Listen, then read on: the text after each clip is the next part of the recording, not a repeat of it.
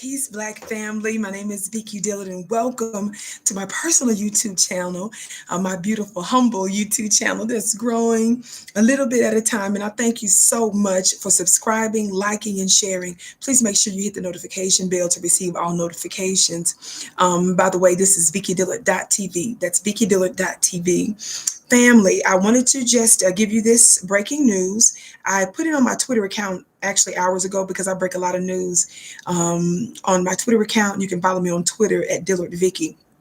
Commonwealth attorney drops attempted murder charge against Kenneth Walker. If you all remember, Kenneth Walker was the boyfriend who was protecting his woman, Breonna Taylor, in that unjust mob lynching that murdered our sister and put at least eight bullets in her body. This is our brother and that sister, Breonna Taylor. And I'm reading from the Wave 3 News. It just says, still mourning his girlfriend, Kenneth Walker is now no longer charged with attempted murder of a police officer. Of course, we know he should have never been charged with that in the first place. We know that these white supremacist race soldiers that are a part of the police force murdered her in cold blood, and they were just justifying they lied, of course we know that, by acting like something else went on to charge this brother to justify what they did. It says Walker is accused of firing his gun at LMPD officers who were serving a warrant at Breonna Taylor's apartment back in March. He struck Officer John Mattingly in the leg, whose injury could have been worse had it not been for his wallet being in his pocket, Wine said. During Friday's teleconference, Wine played several audio recordings of Walker describing what happened in the early hours of March 13th.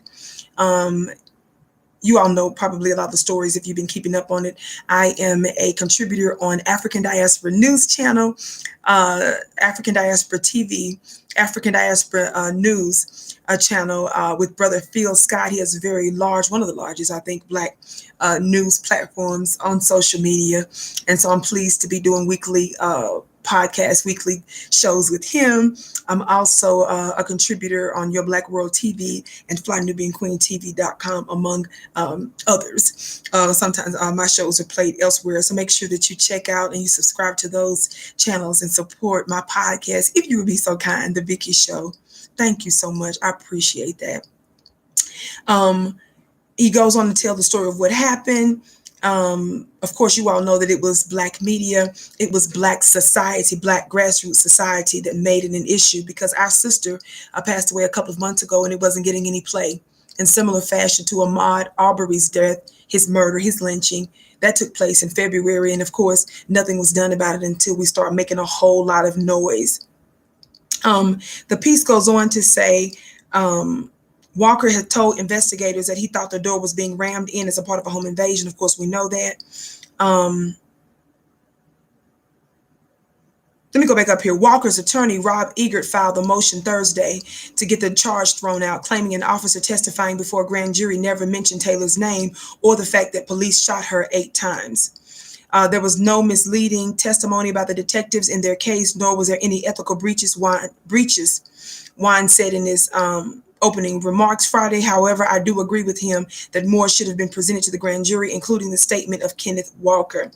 The last part of the article says, I believe that additional investigation is necessary, Wine said, adding that Walker could be charged again should other investigations by state and federal agencies reveal new evidence. And if he wishes to testify, Kenneth Walker will be given that opportunity. Well, they bet not.